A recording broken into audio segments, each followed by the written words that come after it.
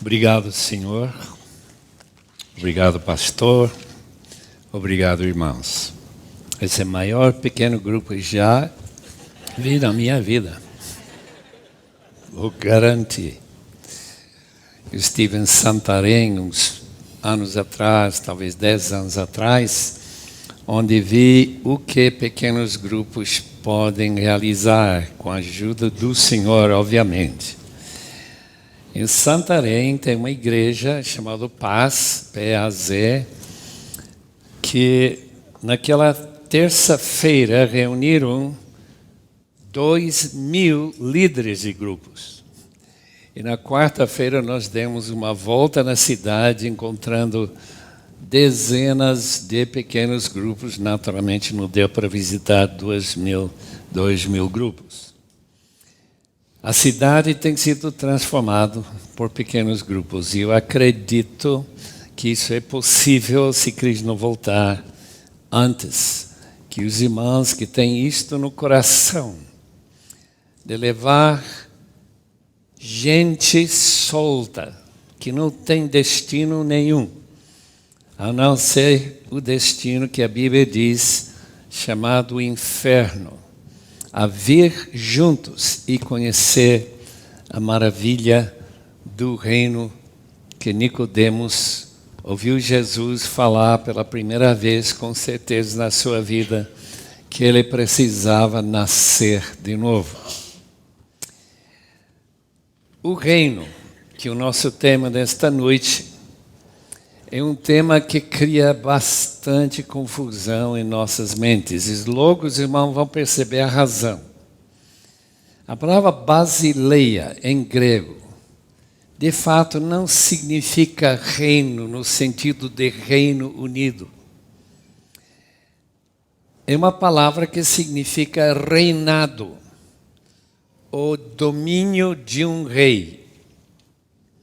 E, portanto, o reino de Deus tem a ver com seu domínio. Só que, diferentemente do sentido em que Deus é rei de toda a criação, a ideia do reino de Deus é o reino sobre pessoas que aceitam a sua orientação na vida e, de modo bem intensivo, querem fazer o que esse rei quer que eles façam. Em outras palavras, são pessoas totalmente felizes com o seu líder rei, que é o Senhor Jesus. Portanto, vamos abrir a Bíblia e ler alguns textos. Aliás, nosso estudo vai pular para diferentes textos durante esta hora. E vão ficar certamente surpresos a facilidade que ficaríamos confusos pela maneira que o Novo Testamento usa essa palavra. O reino de Deus, reino dos céus, que significa a mesma coisa, são paralelos, e referem naturalmente ao reino deste Deus, nosso Criador. Aparece pela primeira vez aqui em Mateus capítulo 3. Arrependem-se, versículo 2, disse João Batista, pois o reino dos céus está próximo. Lembre-se que em Mateus os céus referem a Deus, porque os judeus tinham muito medo de blasfemar. Isso é usar o nome de Deus em vão. Seria motivo para ser morto. Aliás, Jesus foi acusado de ter blasfemado e, portanto, deveria ser crucificado. A palavra de João Batista: arrependa-se, pois o reino dos céus está próximo.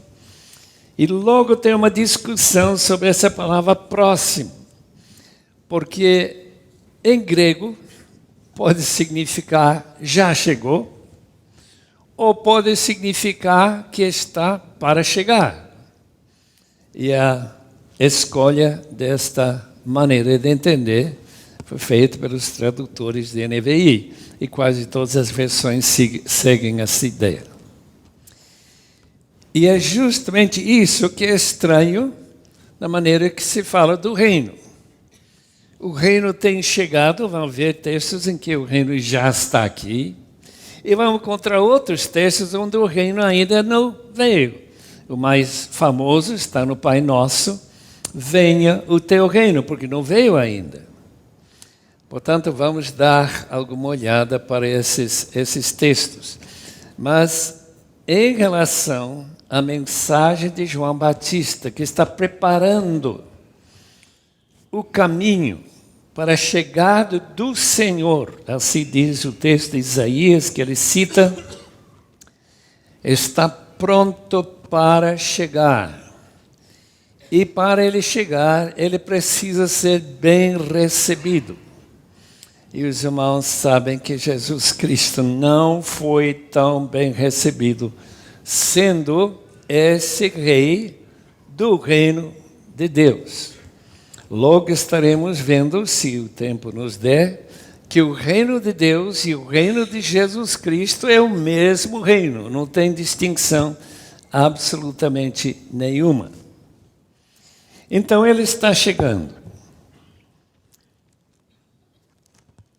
Voz do que clama no deserto, prepara o caminho para o Senhor, façam veredas retas para ele. Que são veredas retas? Refere à maneira que o povo de Israel deveria estar vivendo para que ele venha. No meu estudo para meu doutorado, eu descobri que os judeus estavam muito preocupados que a vinda do Messias dependeria de um povo santo, um povo que está voltado com uma intenção de viver de uma maneira que agrade o rei quando ele chegar.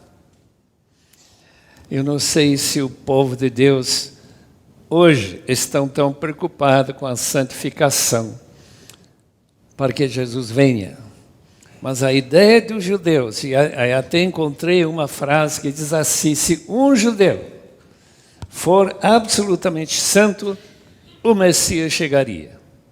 E nas conversas que eu tenho tido lá em Israel com certos judeus, líderes, guias, eles explicam que ele não veio ainda. E nós tentamos persuadi-los que ele já veio e voltará de uma maneira muito diferente da primeira vinda dele aqui na terra.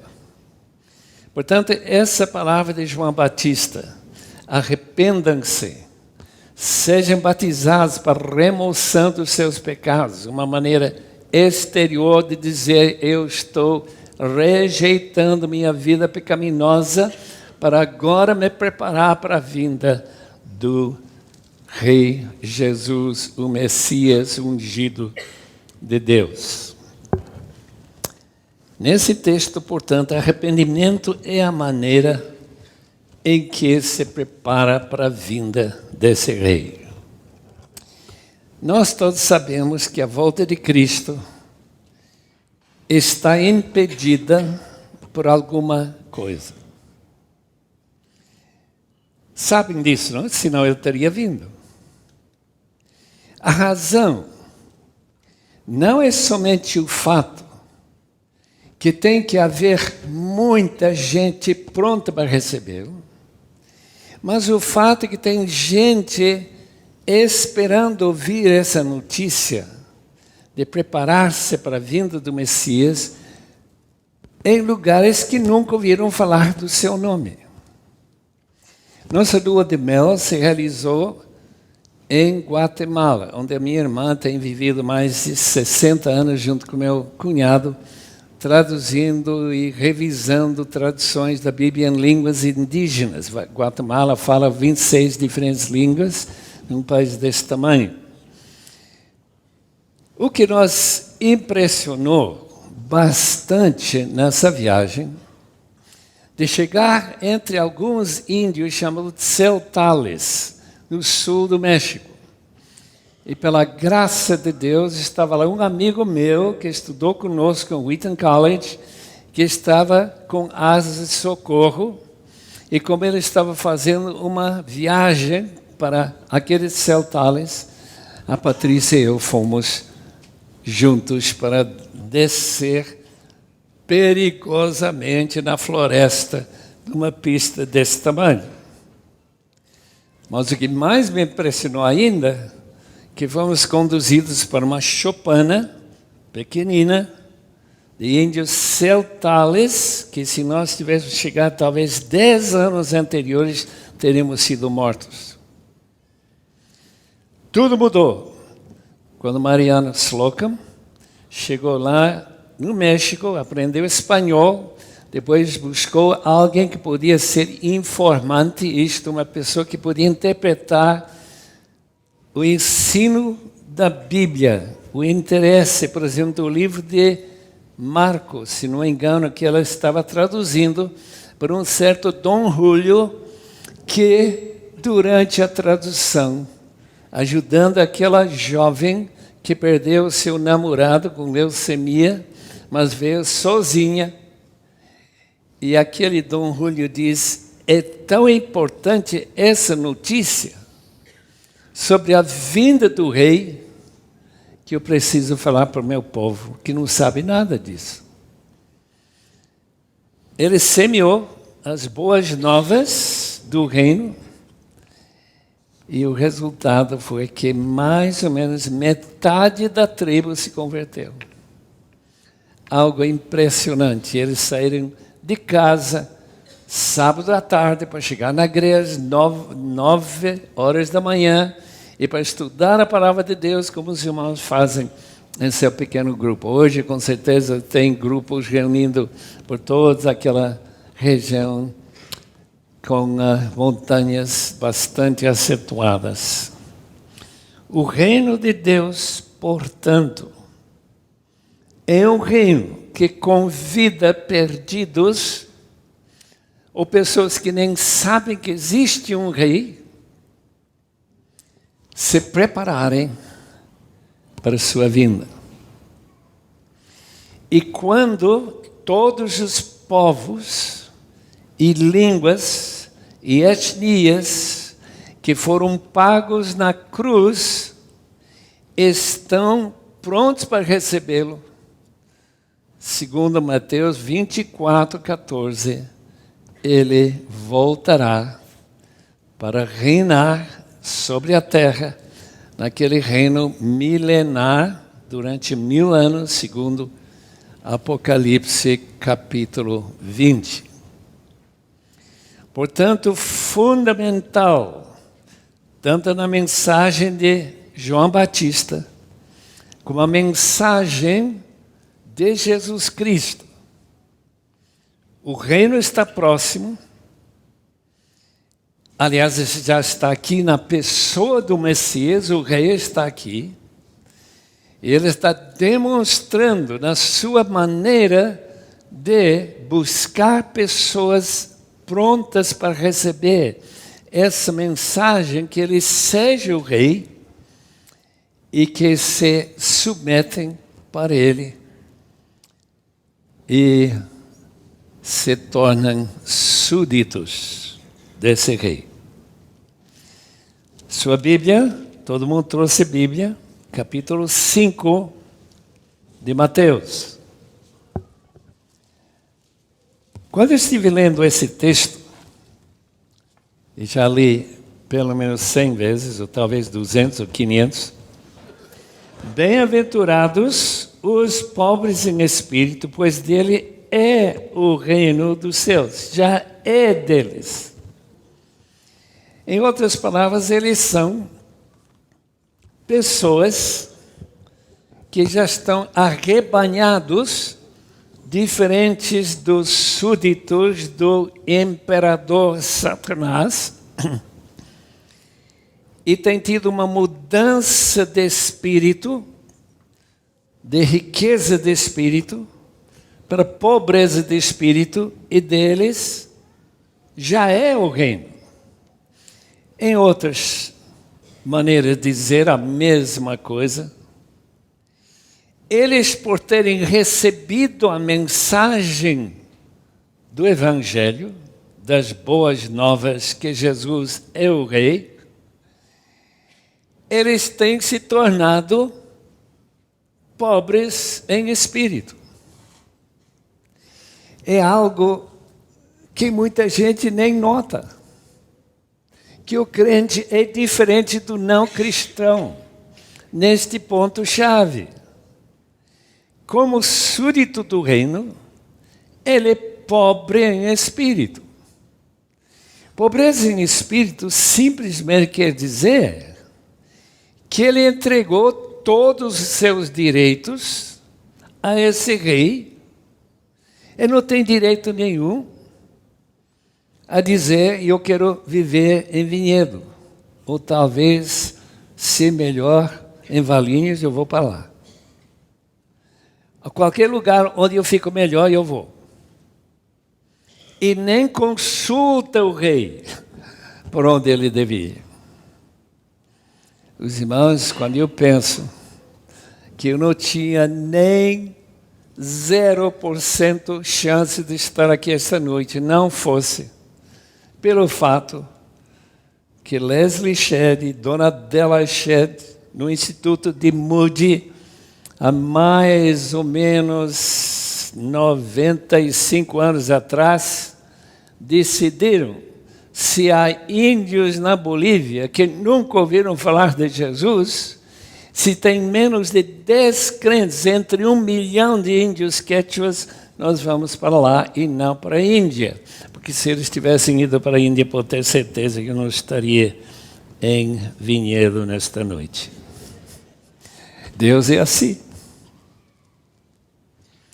Mas o que me impressiona, meus irmãos, é que eles não resistiram essas ordens divinas, vai para a Bolívia. E quando eu nasci, abri meus olhos pela primeira vez em 1929, eu percebi que isso não é o melhor lugar do mundo de jeito nenhum. Mas também não sabia, porque criança não tem experiência do mundo. Mas Deus me impressionou que não precisa viver num lugar mais confortável para ficar feliz. Tem que viver em comunhão com esse rei e aprender, no meu caso, 4 anos, que ele está pronto para aceitar uma criança e dar-lhe esse espírito de pobreza em espírito. Como é bom saber que a grande maioria dos meus ouvintes esta noite são pobres em espírito, porque deles é o reino. Eles já são cidadãos do céu, porque aceitaram o convite do rei. Sejam meus súditos. E por ser impressionantemente necessário se oferecer como Jesus para morrer na cruz, para se humilhar e se tornar um escravo. Os irmãos não acreditam que Jesus era escravo?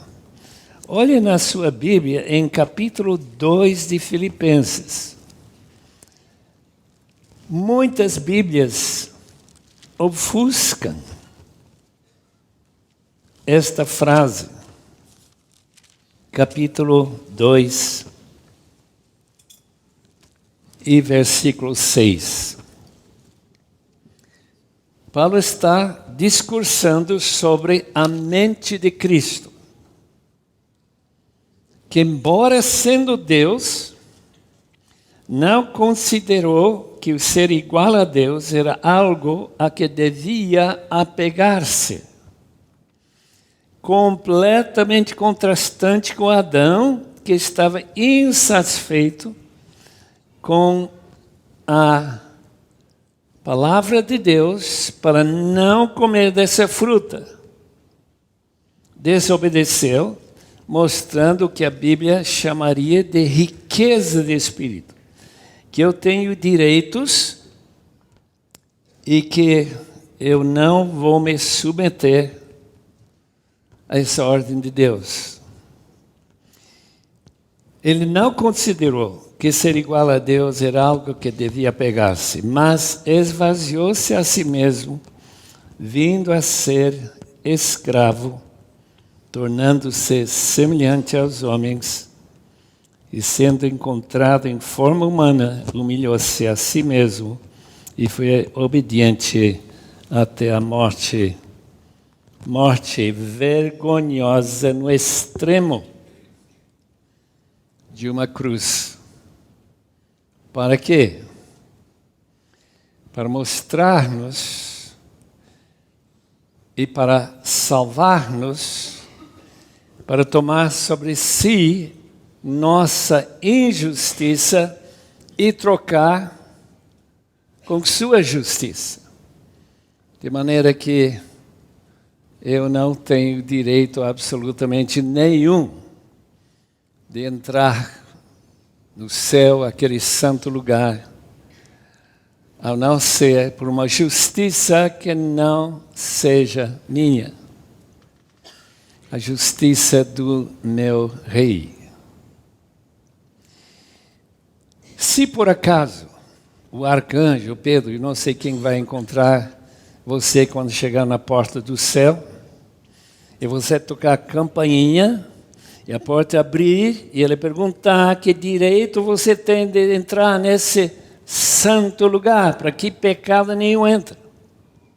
E você diz, bem, eu sou pessoa boa. Eu nunca matei ninguém. Eu nunca traí minha esposa ou meu marido. E vai listando os pecados que você não cometeu.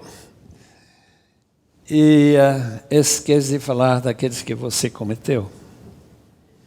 Diz então, seu lugar, infelizmente, não é aqui. Porque aqui só vem pecadores. E pecadores que reconhecem seu pecado e estão prontos a entregar aqueles direitos que todo homem e mulher tem na sua cabeça e receber uma justiça que é essencial para viver na presença de Deus.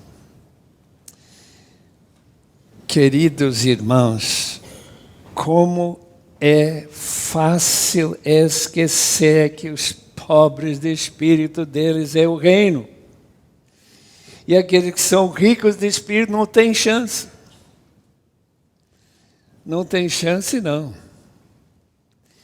E esse orgulho de ser pessoa boa, pessoa que não precisa se arrepender, que nunca fez nenhum erro grave. O problema é que Deus não aceita erro nenhum, seja grave ou menos grave.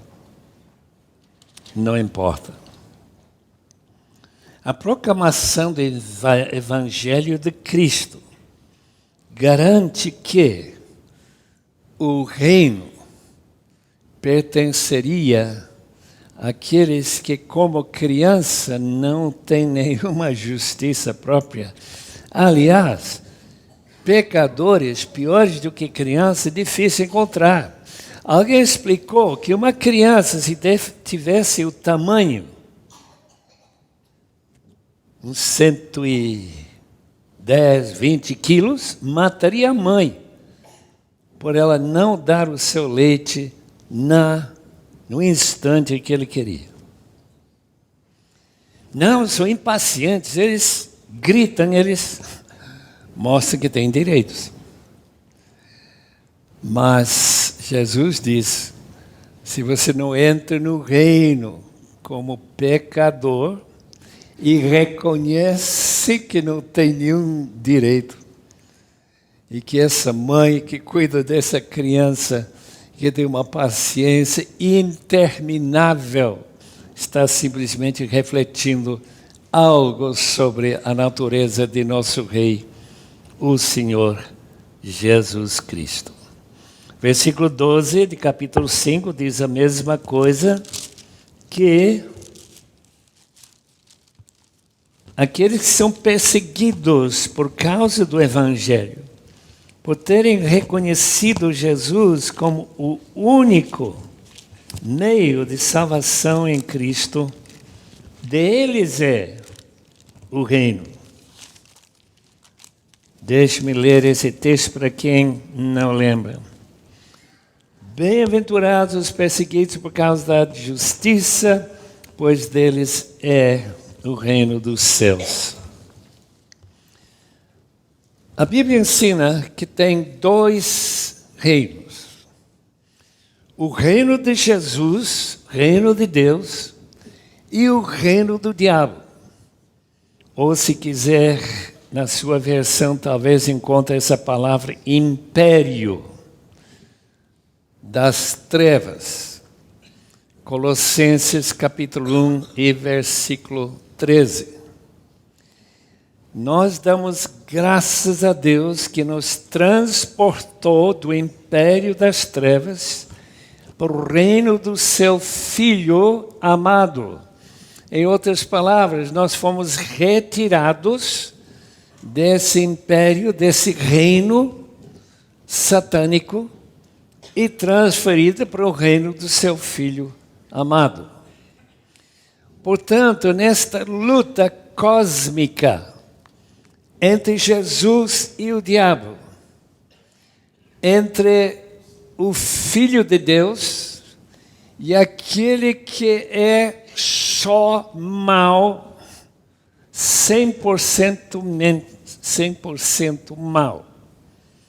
É nesse império em que o mundo que jaz no maligno é convidado a receber o reino na pessoa de Cristo, nascer de novo, tornar-se pobre em espírito, dependendo inteiramente da justiça de Deus e ser transferido para o reino do seu Filho na luz. Quando Paulo foi convidado a ser missionário, capítulo 26 de Atos, versículo 18, dá uma olhada, se sua Bíblia estiver aberta lá nesse texto, 26, 18, do livro de Apocalipse. Desculpe, Atos, não Apocalipse. Disse Jesus para Saulo, naquela época: eu o livrarei do seu próprio povo e dos gentios, aos quais eu o envio para abrir-lhes os olhos, convertê-lo das trevas para a luz, do poder de Satanás para o poder de Deus, a fim de que recebam o perdão dos pecados e herança entre os que são santificados pela fé e confiança no Senhor Jesus. A obstinação, a reação negativa dos líderes judaicos, quando Jesus, em capítulo 2 de Marcos, disse para aquele paralítico: seus pecados estão perdoados. Eles imediatamente reagem e dizem: como que este homem pode perdoar pecado? Ele é simplesmente um homem. E Jesus responde: quero que vocês saibam que o Filho do Homem, interessante essa frase que vem de Daniel 7,13, o Filho do Homem tem direito de perdoar pecados, porque ele vai dar a sua própria vida na cruz como sacrifício para perdoar esses pecados. Então ele podia antecipar e dizer: por causa da justiça que eu passarei para você, você pode levantar e ir embora com seus pecados totalmente perdoados. Irmãos, o privilégio de saber que quando chega o dia do juízo, você não será condenado. É um privilégio que somente pertence àqueles que creem e confiam em Jesus Cristo, em sua morte substitutiva, essa morte sacrificial para perdão dos seus pecados. É tremendo, meus irmãos, é tremendo. Vamos lá para um texto mais complicado. Porque a ideia de reino, um reino presente e um reino que ainda não chegou, é o grande mistério deste reino. Vamos dar uma olhada nesse texto de Mateus, capítulo 12.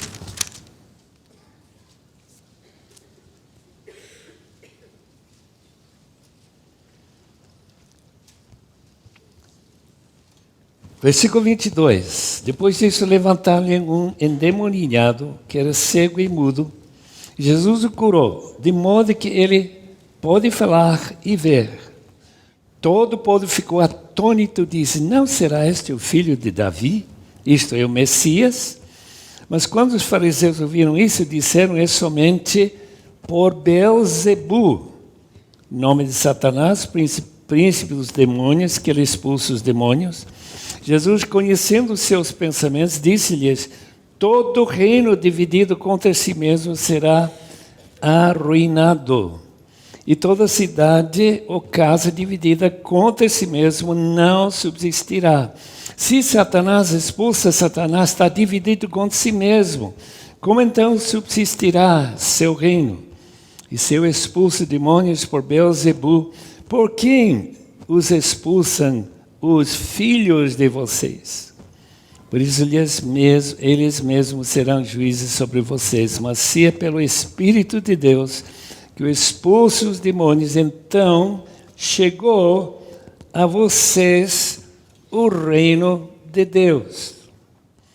Em outras palavras, quando o rei expulsa o demônio, podem saber que isto é uma demonstração dos poderes do reino, é de vencer e conquistar poder demoníaco.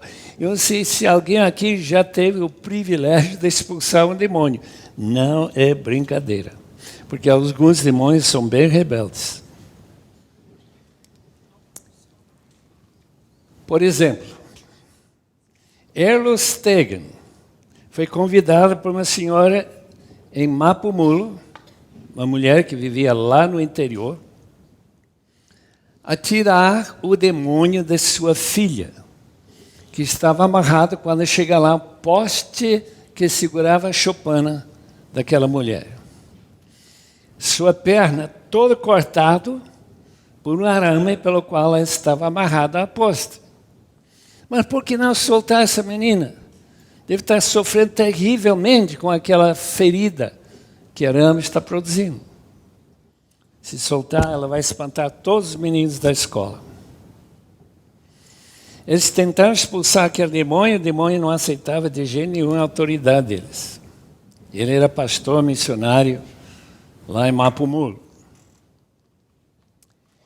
Eles voltaram, ele com os seus diáconos, completamente arrasado e derrotado. Ele não sabia o que fazer diante de uma derrota dessa. Por quê? Porque ele sempre, numa região cheia de poderes demoníacos, que se Cristo não tem esse poder para expulsar demônios, nós não temos nada. Não podemos provar nada. O que fazer? Primeira coisa, Deus me tira daqui e me manda para outro lugar um pouco mais fácil. Deus não aceitou. Ele tem que ficar. Daí ele teve outra ideia. Vamos juntar com as pessoas mais espirituais da igreja, uma igreja pequena, que não crescia. Os jovens vinham para coisas interessantes, se não era interessante, não vinha. Não tinha um interesse realmente espiritual. Ele disse então, vamos orar. Vamos oferecer a Deus nós mesmos, novamente, consagrando nós mesmos e orando. Eles oraram, tiveram várias reuniões de oração. Um sábado à tarde, quando ele está para a janela, fechar a janela, ele viu uma voz dizendo, Elo, se você fechar a janela, eu fico no lado de fora. Ele entendeu que era Deus. E ele ficou totalmente quebrantado. Caiu de prantos, homem orgulhoso, missionário, branco, e esses negros ignorantes que não sabem de nada. E ele reconheceu que ele era racista, puro, e ele começa a clamar a Deus para lhe perdoar. E quando acabou essa limpeza do seu coração, na manhã seguinte, veio meia dúzia de pessoas endemoniadas na sua varanda. O que estão fazendo aqui? Viemos para ser purificados, tirar os demônios. Aquele que tem sido derrotado recentemente, agora tem que tirar 6. Mas a coisa é completamente diferente. Os demônios não tinham mais chance. É interessante, irmãos, que o reino diz respeito a um relacionamento com o rei, em que nós desfazemos de nossa pureza para receber uma limpeza da parte dele. E todos os demônios foram expulsos, juntou os diáconos, voltaram para aquela mulher lá no interior, falaram para aquele demônio rebelde, você tem que sair agora. E coitado, teve que sair. Ela ficou liberta. Eu nunca esqueço uma das únicas vezes, uma das primeiras vezes que eu tive o privilégio de mandar um demônio a sair. A gente sempre fica naquela expectativa, e será que eu tenho esse poder? Porque esses demônios, num amigo meu, por exemplo, Valadares, o demônio parou, caiu em cima dele e quase tirou o seu dedão com os dentes. Eu não quero isso acontecendo comigo, não. Mas Deus, maravilhosamente, mandou esse demônio a sair desse indivíduo de São Caetano. A gente diz, glória a Deus. Porque não é com poder nosso, queridos irmãos, que os demônios obedecem. Satanás é poderoso, o seu reino é terrível. Sabemos que tudo que está acontecendo no Brasil é marcas desse reino. Portanto, estejamos sempre reconhecendo que o reino de Deus é poderoso. Naqueles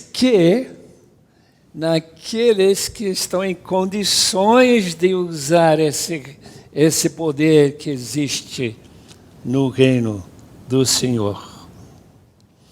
O aspecto escondido do reino se mostra na humanidade do rei, que Deus Todo-Poderoso encarnado.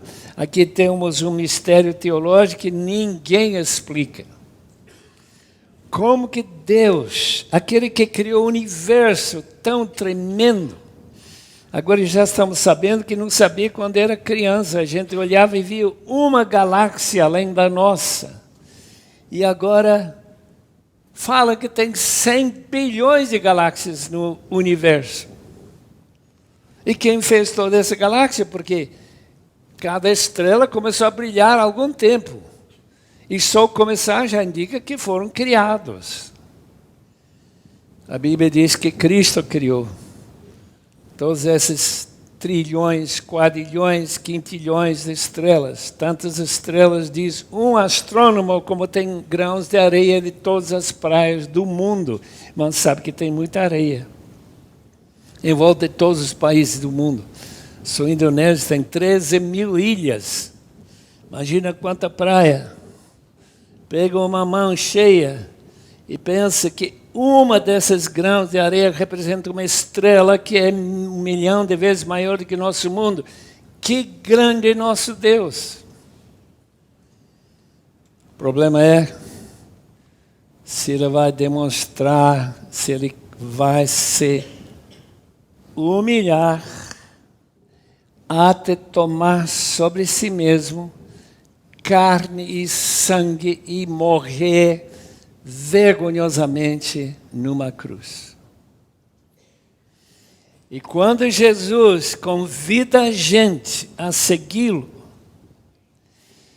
para demonstrar que nós também queremos fazer parte daqueles súditos, nós também temos de nós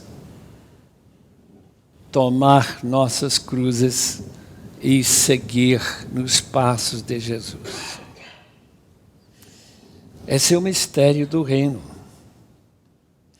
Alguém olhando para Jesus, para a sua pessoa, vê que uma pessoa ordinária. Ele não tinha como se chama isso? Rodela em cima da cabeça, brilhando, né?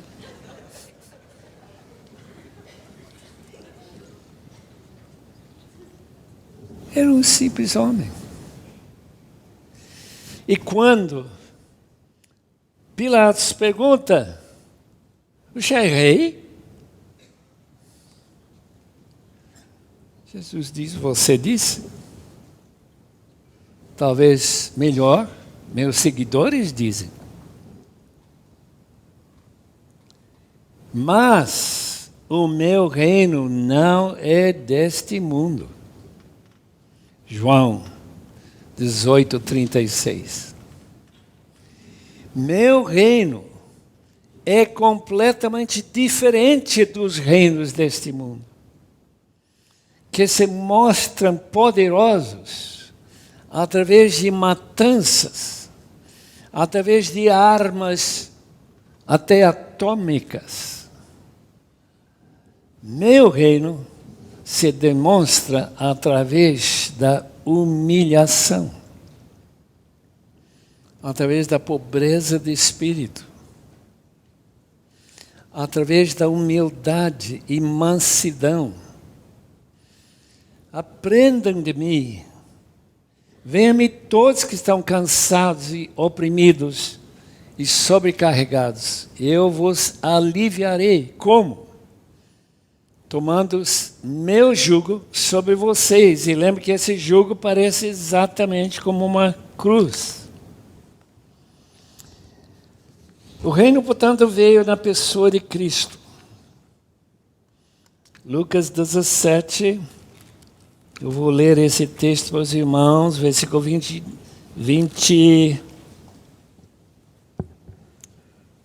e 21. Lucas 17. Texto bem interessante sobre o reino.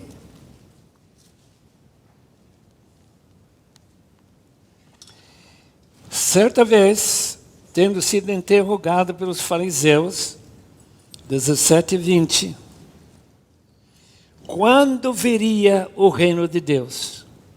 Jesus respondeu, o reino de Deus não vem de modo visível, nem se dirá aqui está ele, ou lá está ele. Porque o reino de Deus está no meio de vocês, está entre vocês. Jesus está dizendo, vocês não percebem, mas o reino está aqui, na pessoa de Jesus. Os irmãos sabem que todo crente recebe, para nascer de novo, tem que receber o Espírito de Cristo. Todo crente. Se você não tem o Espírito de Cristo, você não lhe pertence. Você não é do reino. Portanto, a pergunta é esta: será que meus vizinhos sabem que o reino está no meio deles? Que a presença do reino está no meio de cada pessoa que esta noite que tem o Espírito de Cristo morando nele? Ou para citar João, em sua primeira carta, 4:17, de 1 de João, um texto que me chama tanta atenção. Dessa forma, o amor está aperfeiçoado entre nós, para que no dia do juízo tenhamos confiança, porque neste mundo somos como Ele. Só podemos ser como Ele se nós temos o Espírito dele em nós. E dessa maneira, o reino está presente. O reino está no meio de vocês. Jesus disse a respeito dos milagres, em mais de uma ocasião, que a presença do reino se demonstrava. Por exemplo, capítulo 11 de Mateus, onde João Batista quer saber, mas o que acontece? Aqui eu estou na prisão, o Messias deveria ter me solto dessa prisão, deveria ter conquistado Herodes, aquele raposo. Jesus não mostrou muito respeito por ele. Capítulo 11 de Mateus. Então, alguns discípulos de João chegaram a Jesus e perguntaram: é verdade que o Senhor é o Messias, o portador do reino? Versículo 7 do capítulo 11 de Mateus. Enquanto saíam os discípulos de João, Jesus começou a falar à multidão a respeito. Desculpe, tem que ler os versículos anteriores. Volte e anuncie a João o que vocês estão ouvindo e vendo. Os cegos veem, os aleijados andam, os leprosos são purificados, os surdos ouvem, os mortos são ressuscitados e as boas novas são pregadas aos pobres. E feliz aquele que não se escandaliza por minha causa. Porque o reino vem de uma maneira tão humilde e sem ostentação nenhuma.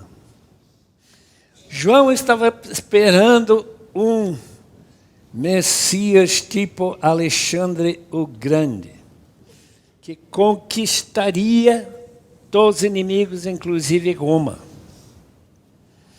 Talvez a razão que Judas traiu Jesus foi a sua decepção com a maneira que Jesus se entregou àqueles homens terríveis para ser crucificado. Por que ele faz uma coisa dessa?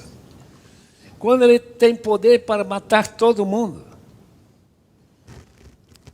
A razão é porque o reino não vem do jeito que o reino deste mundo funciona. Não vem com poder militar, vem com poder de amor, vem poder de persuasão, de oferecer-se aos outros, para servir aos outros, porque o Filho do Homem não veio para ser servido, mas para servir e para dar sua vida em resgate de muitos.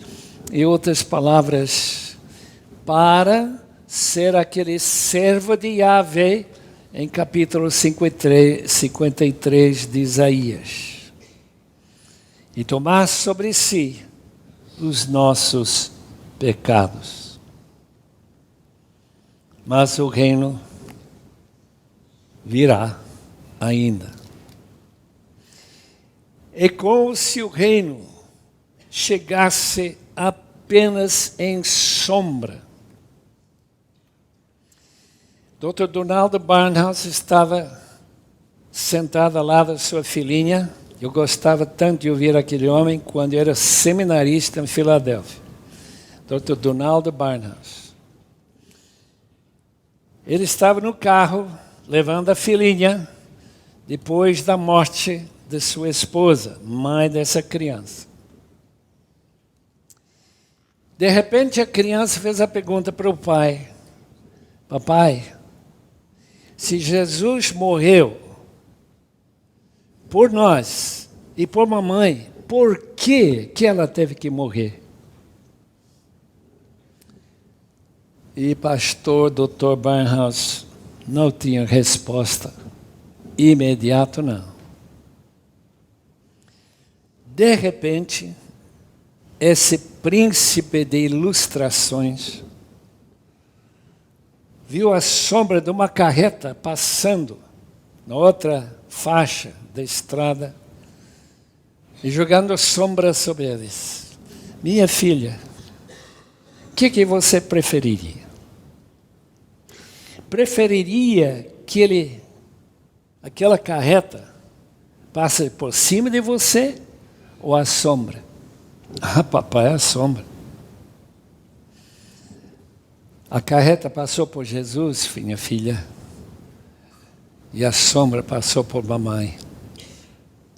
Essa é a resposta. O reino de Deus vem, não como se esperava em Israel, mas quando ele volta, ele voltará completamente diferente. E nós estamos todos aguardando quando ele finalmente não somente derrotará os poderes, como nós lemos em Colossenses 2,15, os poderes do inferno, satânicos, mas ele voltará com poder e grande glória. O texto de Colossenses 2,15, ele nos perdoou todas as transgressões, cancelou a escrita de dívida que consistia em ordenanças e que nos era contrária. Ele a removeu pregando na cruz e tendo despojado os poderes, as autoridades, fez deles um espetáculo público, triunfando sobre eles na cruz. Agora, na volta de Cristo, esse triunfo será total. 1 Coríntios 15 e 24 a 28. Um texto tremendo, irmãos. Espero que já pararam para meditar. Então virá o fim, quando ele entregar o reino a Deus, o Pai, depois de ter destruído todo o domínio, autoridade, poder, pois é necessário que ele reine até que todos os seus inimigos sejam postos debaixo dos seus pés. O último inimigo a ser destruído é a morte, porque ele tudo sujeitou debaixo de seus pés. Ora, quando se diz que tudo lhe foi sujeito, fica claro que não. Isso não inclui o próprio Deus, que tudo submeteu a Cristo. Quando, porém, tudo lhe estiver sujeito, então o próprio Filho se sujeitará àquele que todas as coisas lhe sujeitou, a fim de que Deus seja tudo em todos. Essas palavras significam que no futuro, espero que não demore, o reino que está em processo de transformar inimigos de Cristo em amigos. Mas aqueles que não se submetem a esse convite, não aceitam sua autoridade sobre suas vidas, serão colocados em absoluta subjeição debaixo dos pés de Cristo. E quando todos os inimigos, inclusive o próprio príncipe dos demônios, Satanás, todos eles foram sujeitos, todos eles serão lançados no juízo final, chamado segunda morte. E nesse caso, o reino, nesse momento, o reino será devolvido ao Pai e será, de fato, o reino dele. E Jesus Cristo, nosso Senhor, será como nós, nosso marido celestial, já que nós somos a noiva dele, a própria igreja de Cristo. Eu quero gastar uns 5 minutos só falando sobre a distinção entre o reino e a igreja. Não é a mesma coisa como a Igreja Católica tem ensinado durante séculos. Tanto que, quando a gente olha para o Papa, vai ver que ele está coroado como se fosse rei. E a maneira que as pessoas tratam ele é muito diferente da maneira que trataram o Senhor Jesus. Por quê? Porque ele é o vigário substituto de Jesus Cristo na terra. Tanto que ele é infalível, ele tem toda a autoridade que Jesus tinha, ele pode mandar, especialmente antigamente, hoje é um pouco mais difícil, a gente gosta mais de liberdade do que na antiguidade. Mas a Igreja Católica, baseada em certos ensinamentos de Agostinho, tentou identificar o reino com a igreja. Mas é muito claro que não é o caso. O reino é o reinado de Jesus sobre a vida dos seus súditos. A congregação destes súditos, aqueles que se entregam e se submetem ao reinado de Cristo, fazem parte da igreja. Eu edificaria a minha igreja sobre esta pedra, que é a confissão que Jesus é o Messias rei. Messias significa rei ungido e filho de Deus. Que ali ele construirá o seu reino. Tudo certo. O problema é que aquele reino é invisível. Já desde a reforma, e particularmente no caso dos batistas, interessantemente, primeiros que disseram fazer parte do reino só pela fé e a confissão, como diz Romanos 10, e versículo 9. Se confessares com tua boca e crer no teu coração que Deus ressuscitou dentre os mortos, serás salvo. O que a igreja está dizendo? Você pode batizar uma criança e já está dentro do reino. Aliás, toda a cidadania do país está dentro do reino.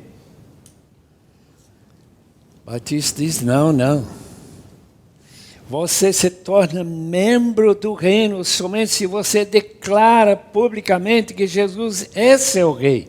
E você confia nele como seu rei. E nós vemos a diferença em nosso querido Brasil hoje. Os irmãos devem saber que a maioria daqueles que estão no Lava Jato já foram batizados, estão no reino. Mas que reino complicado. Irmãos, é muito diferente quando de verdade o Espírito Santo renova seu relacionamento com Deus e torna você e eu pessoas que amam a Deus de todo o coração.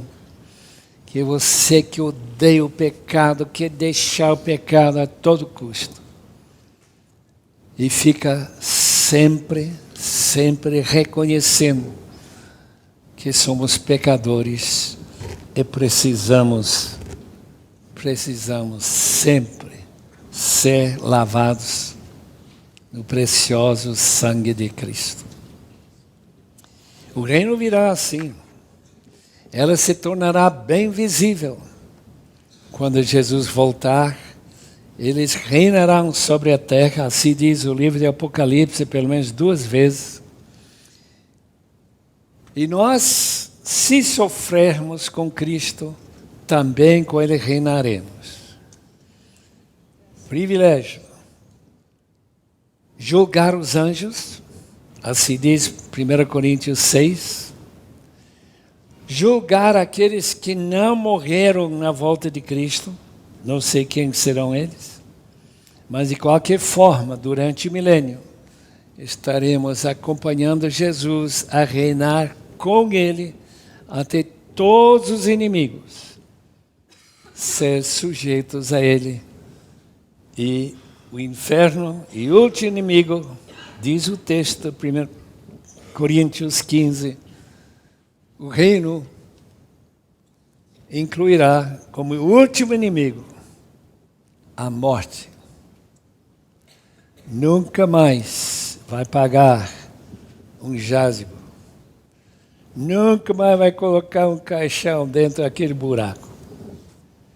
Porque a morte será vencido na vida. Maravilhosamente vencido na vida.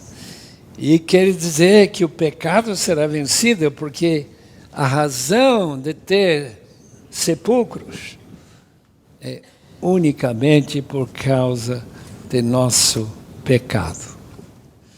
Que Deus abençoe os amados irmãos. Espero que eu não me prolonguei demais.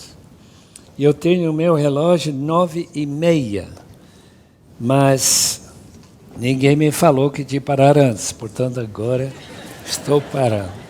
Obrigado pela sua atenção.